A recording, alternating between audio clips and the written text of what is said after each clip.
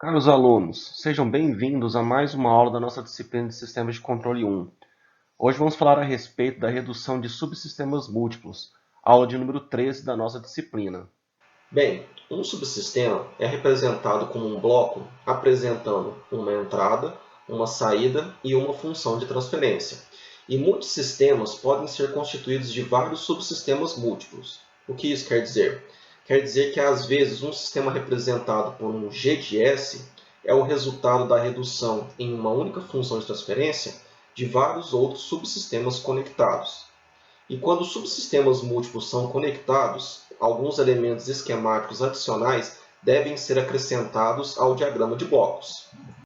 E como elementos adicionais, podemos destacar a junção de soma, que apresenta a característica de fornecer um sinal de saída, C de S, que é representado pela soma algébrica dos sinais de entrada, nesse caso aqui, R1 de S, R2 de S e R3 de S.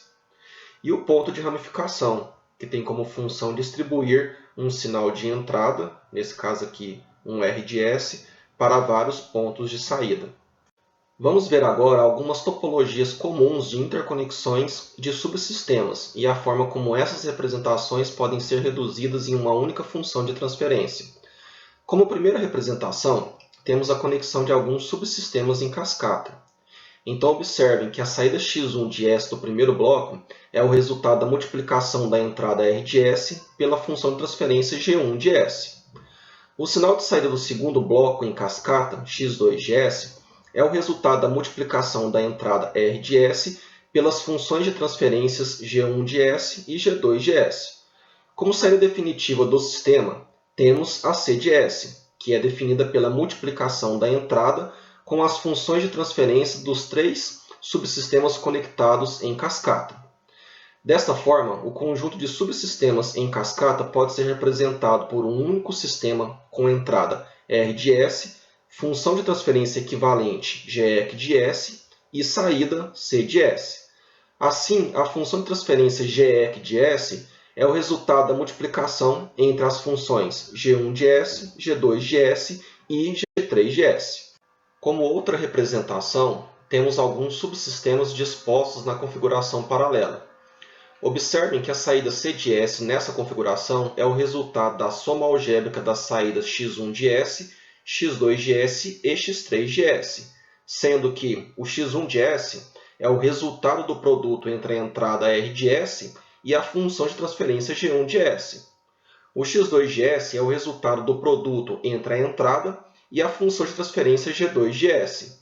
E o x3 de S, por sua vez, é o resultado do produto entre a entrada e a função de transferência G3 de S. Nessa configuração, fica clara a necessidade da utilização dos elementos adicionais demonstrados anteriormente, como o ponto de ramificação e a junção de soma. Dessa forma, o conjunto de subsistemas em paralelo pode ser representado por um único sistema com função de transferência GEC de S, sendo o resultado da soma algébrica das funções G1 de S, G2 de S e G3 de S. A terceira topologia que nós temos é a forma com realimentação, que seria a arquitetura genérica de um sistema em malha fechada, conforme já havíamos comentado na nossa primeira aula. Podemos ver o transdutor de entrada, que converte a forma da entrada para a forma utilizada pelo controlador. Então, por exemplo, caso queiramos enviar um sinal de ângulo de referência de posicionamento de um servomotor, poderíamos utilizar um sinal variável por meio de um potenciômetro alimentado por uma fonte CC, no qual a faixa de tensão fornecida ao controlador seria proporcional ao ângulo de posicionamento do servomotor. Isso seria uma forma de transdução do sinal de entrada. Temos também o transdutor de saída, ou sensor, juntamente com a realimentação, que medem a resposta da saída e a converte para a forma utilizada pelo controlador. Como exemplo desse transdutor, podemos citar um processo de controle de temperatura, no qual o sensoriamento da temperatura é realizado através da medição do nível de tensão fornecido pela queda de tensão em um termopar, cuja resistência varia proporcionalmente à temperatura medida. Essa seria então uma forma de converter a temperatura em um sinal de tensão, sinal este perfeitamente aceito por um microcontrolador. A junção de soma, por sua vez, adiciona algebricamente o sinal de entrada ao sinal de saída, que chega através da malha de realimentação. Isso quer dizer que o sinal de saída é subtraído do sinal de entrada e o resultado, geralmente chamado de sinal de atuação, é enviado para o controlador. Vale salientar que em uma situação em que ambos os transdutores de entrada e de saída possuem ganho unitário, o valor do sinal de atuação é igual à diferença real entre a entrada e a saída, passando a ser chamado de erro. Seguindo no caminho à frente, temos a representação em cascata do controlador e do processo. Mas o que o controlador faz? Bem, ele interpreta o que o sinal de atuação passa para ele, atuando na planta através do ajuste da variável manipulada, para corrigir qualquer diferença entre a entrada R de S e a variável controlada, C de S.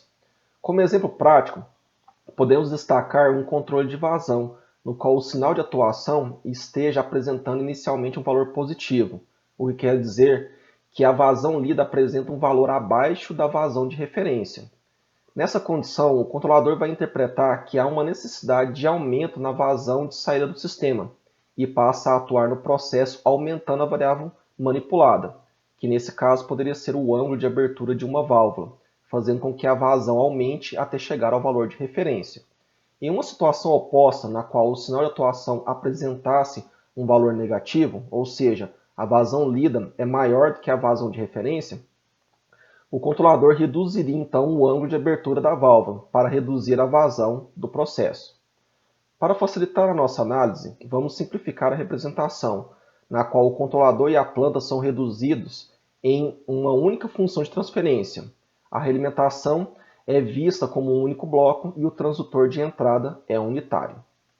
Assim, como equação número 1, temos o sinal de atuação, E de S, que é dado pela R de S menos ou mais o produto entre a saída C de S e a realimentação H de S. Entretanto, nós vemos pelo diagrama de blocos da representação que a saída C de S é igual ao produto entre o sinal de atuação E de S e a função de transferência G de S, nos fornecendo a equação número 2 da análise. Deste modo, substituindo a equação número 1 na equação número 2, temos que C de S é igual ao produto entre R de S e G de S, menos ou mais o produto entre C de S, H de S e G de S. Desenvolvendo o equacionamento, jogando os termos que multiplicam C de S para o lado esquerdo da equação e colocando C de S em evidência, chegamos nessa representação matemática, que por sua vez nos fornece, através da relação entre C de S e R de S, a função de transferência em malha fechada, T de S, que é dada por G de S dividido por 1 mais ou menos H de S vezes G de S. É importante notar que, se a realimentação é negativa, ou seja, se o sinal da realimentação entra negativamente na junção de soma, o denominador de T de S é dado por 1 mais H de S vezes G de S. E, caso a realimentação seja positiva, o denominador de T de S é dado por 1 menos H de S vezes G de S. Vale destacar que o produto entre H de S e G de S na função de transferência em malha fechada é chamado de ganho de malha, ou função de transferência em malha aberta. Lembrando que nessa situação, o G de S é representado aqui pela redução em uma única função de transferência de todas as funções de transferência em cascata com a planta no caminho à frente. Uma vez que as formas familiares de representação em cascata, paralela e com realimentação nem sempre ficam aparentes em um diagrama de blocos, vamos discutir agora os movimentos básicos de blocos que podem ser feitos com a finalidade de chegarmos nas formas de representações que conhecemos. Para isso, primeiramente, vamos explicar agora como mover os blocos para a esquerda e para a direita passando por uma junção de soma. Como primeira situação, temos uma função de transferência G de S conectada à saída de uma junção de soma. Nessa situação, podemos deslocar o bloco G de S para as entradas da junção de soma, onde G de S passa a aparecer conectado tanto à entrada R de S como à entrada X de S. Já quando temos uma função de transferência G de S conectada a uma das entradas da junção de soma, nesse caso aqui a entrada R de S, podemos deslocar o bloco G de S diretamente para a saída e inversamente para as demais entradas da junção de soma. De forma semelhante ao que fizemos para a junção de soma, vamos ver agora como mover os blocos para a esquerda e para a direita passando por um ponto de ramificação. Em uma situação em que temos o bloco G de S conectado a uma das saídas do ponto de ramificação, podemos deslocar esse bloco diretamente para a entrada e inversamente para as demais saídas do ponto de ramificação. De forma parecida, em uma situação em que temos um bloco G de S conectado à entrada do ponto de ramificação, podemos deslocar esse bloco diretamente para todas as saídas do ponto de ramificação. Para reforçarmos o que aprendemos até agora, vamos fazer esse exemplo e reduzir esse diagrama de blocos a apenas uma função de transferência, determinada pela relação entre a saída C de S e a entrada R de S. Como primeiro passo, podemos mover diretamente o bloco G1 de S para a entrada deste ponto de ramificação e movê-lo inversamente para essa outra saída do ponto de ramificação. Assim, chegamos nesse diagrama de blocos equivalente.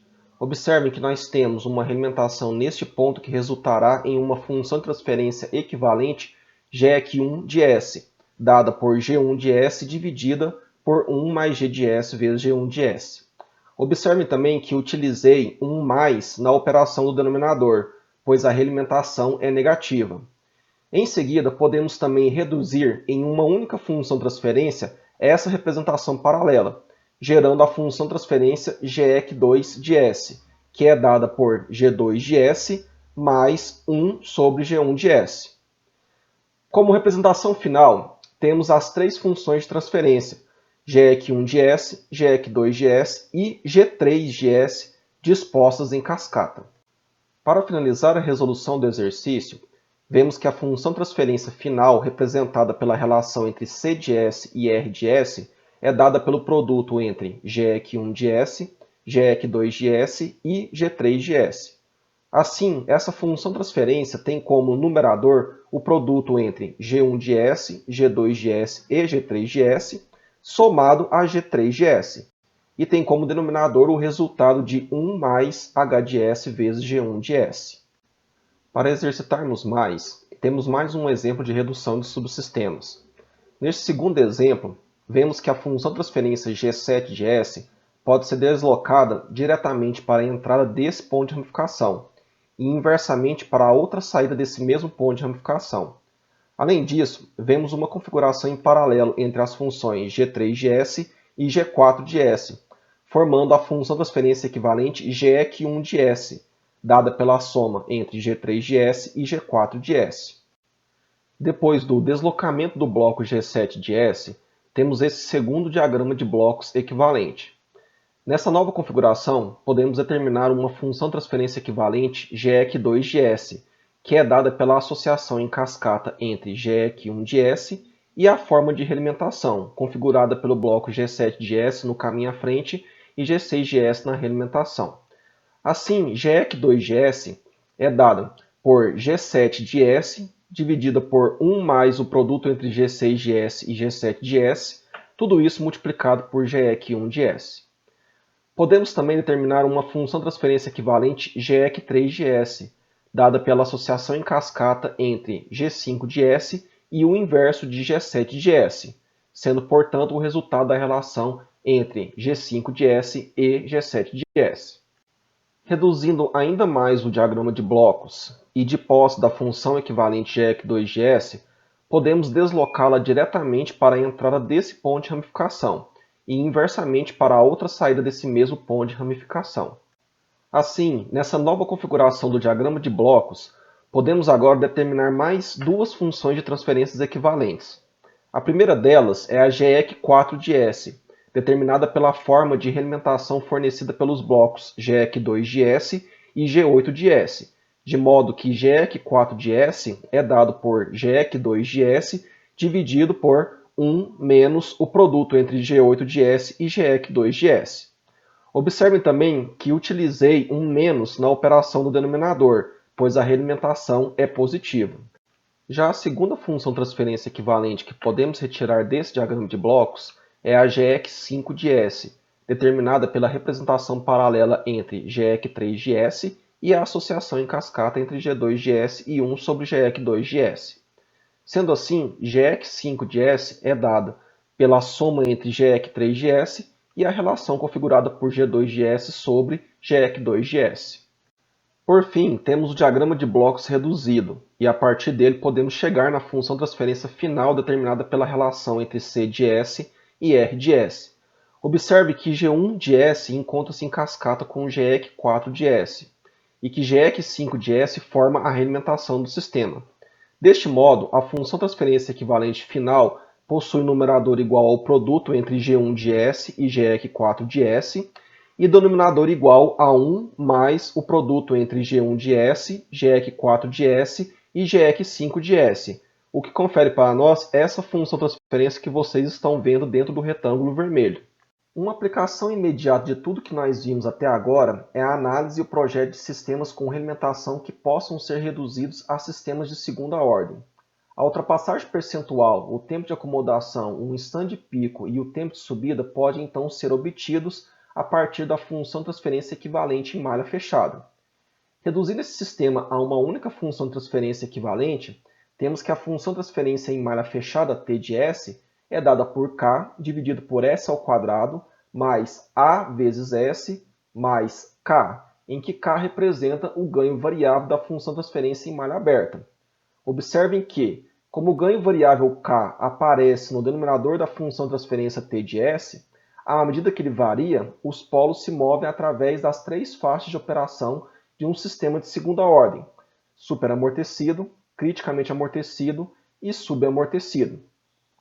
Para justificarmos essa afirmação, temos que analisar os polos da função de transferência em malha fechada. Observe que os polos são dados por menos a sobre 2, mais ou menos a raiz quadrada de a ao quadrado menos 4k, dividida por 2. Deste modo, se o que está contido na raiz for igual a zero, ou se k for igual a ao quadrado sobre 4, o sistema apresentará uma resposta criticamente amortecida, pois o mesmo apresentará dois polos reais e iguais. Caso o que está contido na raiz seja maior que zero, ou se k for menor que a ao quadrado sobre 4, o sistema apresentará uma resposta superamortecida, pois o mesmo apresentará dois polos reais e distintos. E por fim, caso o que está contido na raiz seja menor do que zero, ou se k for maior que a ao quadrado sobre 4, o sistema apresentará uma resposta subamortecida, pois o mesmo apresentará dois polos complexos e conjugados. Para podermos ilustrar o que acabamos de ver, vamos fazer esse exercício. O enunciado dele diz que, para o sistema mostrado abaixo, determine os valores de k e a que resultem em um tempo de acomodação de 0,15 segundo e 30% de ultrapassagem percentual para a resposta ao degrau do sistema em malha fechada. Bom, se reduzirmos esse diagrama de blocos em uma única função transferência, nós obteremos a função transferência dada por k dividido por s ao quadrado mais a vezes s mais k, que pode ser comparado com a função transferência genérica de segunda ordem, dada por ômega n ao quadrado dividido por s ao quadrado mais 2 vezes zeta vezes ômega n vezes s mais ômega n ao quadrado. De posse dessa informação, sabemos também que o fator de amortecimento, o zeta, de um sistema de segunda ordem é calculado por menos ln da ultrapassagem percentual sobre 100, tudo isso dividido pela raiz quadrada de π ao quadrado mais ln ao quadrado da ultrapassagem sobre 100. Como o exercício fala que a ultrapassagem percentual da resposta ao degrau do sistema em malha fechada é de 30%, nós determinamos que o fator de amortecimento do sistema é de 0,358. Além disso, nós temos a informação de que o tempo de acomodação do sistema, que é dado por 4 dividido pelo produto entre zeta e ômega n, é igual a 0,15 segundo. Logo, determinamos que o produto entre o fator de amortecimento e a frequência natural do sistema é igual a 26,667. Como já havíamos determinado o fator de amortecimento do sistema, logo temos que a frequência natural é igual a 74,47 radianos por segundo. Uma vez que determinamos o fator de amortecimento e a frequência natural, comparando a função de transferência do sistema em malha fechada com a função de transferência genérica do sistema de segunda ordem, temos que o A é igual a 2 vezes zeta vezes ômega n, e que o K é igual a ômega n ao quadrado. Dessa forma, determinamos que A é igual a 53,32 e K é igual a 5.545,78. Temos agora mais um exemplo de análise e projeto de sistemas com realimentação. Admitido que o motor cuja função de transferência é mostrada na figura A e que esse motor seja utilizado como caminho à frente de um sistema com realimentação unitária em malha fechada, ele pede no item A para calcularmos a ultrapassagem percentual e o tempo de acomodação que devem ser esperados para a resposta do sistema em malha fechada. E no item B, uma vez que o motor e suas constantes não podem ser alterados, e um amplificador e um tacômetro foram inseridos na malha, conforme pode ser visto pela figura B, ele pede para determinarmos os valores de K1 e K2 para resultar em uma redução de 5 vezes na ultrapassagem percentual e 40 vezes no tempo de acomodação. Então, para o item A, podemos determinar a função transferência em malha fechada do sistema e compará-la com a função transferência genérica de sistemas de segunda ordem. Deste modo, a função t de s é dada por 25 dividido por s ao quadrado mais s mais 25, de tal forma que ômega-n ao quadrado é igual a 25, o que determina uma frequência natural de 5 radianes por segundo. E 2 vezes zeta vezes ômega-n é igual a 1, o que estabelece que o fator de amortecimento do sistema seja igual a 0,1. Uma vez que o item A pede para determinarmos o tempo de acomodação do sistema e a ultrapassagem percentual da resposta do sistema em malha fechada ao degrau, temos que Ts é igual a 4 sobre o produto entre zeta e ômega-n, o que confere um tempo de acomodação de 8 segundos para a resposta. A ultrapassagem percentual, por sua vez, é calculada pela exponencial de menos zeta vezes π, dividido por raiz quadrada de 1 menos zeta ao quadrado, tudo isso multiplicado por 100, o que confere uma ultrapassagem percentual de 72,92%. O item B do exercício, por sua vez, pede para projetarmos os valores de K1 e K2 de modo a reduzir a ultrapassagem percentual da resposta do sistema em 5 vezes e reduzir o tempo de acomodação em 40 vezes. Para isso, precisamos primeiramente determinar a função transferência em malha fechada do sistema, após a inserção do amplificador e do tacômetro. Podemos identificar uma função transferência equivalente GEC de S definida pela representação em cascata entre o amplificador e o sistema do motor realimentado através do tacômetro. Assim, GEC de S apresenta como numerador o resultado de 25 vezes K1 e como denominador S ao quadrado somado ao produto de S com um termo em parênteses, 1 mais 25 vezes K2. Logo, a função transferência em malha fechada é dada por GEC de S dividida por 1 mais GEC de S, o que confere uma função t de S igual a 25 vezes K1 sobre S ao quadrado mais S multiplicando 1 mais 25 vezes K2, e tudo isso somado a 25 vezes K1. De posse da função transferência t de S, podemos projetar os valores de K1 e K2 com base nas informações do enunciado do exercício. Desta forma, o novo tempo de acomodação será igual a 8 dividido por 40, ou seja, igual a 0,2 segundo. Mas nós sabemos que Ts é igual a 4 sobre o produto entre zeta e ômega-n, o que permite determinar um valor de 20 para esse produto. A nova ultrapassagem percentual, por sua vez, é igual a 72,92 dividido por 5, ou seja, igual a 14,6%. Desta forma, podemos determinar o novo fator de amortecimento do sistema como sendo igual a 0,52 e a nova frequência natural do sistema como sendo igual a 38,46 radianos por segundo. Sabendo que zeta é igual a 0,52 e ômega-n é igual a 38,46 radianos por segundo, podemos montar o sistema de equações comparando a função transferência em malha fechada com a função transferência genérica de segunda ordem. Assim, 1 mais 25 vezes K2 é igual a 2 vezes zeta vezes ômega-n, e 25 vezes K1 é igual a ômega-n ao quadrado.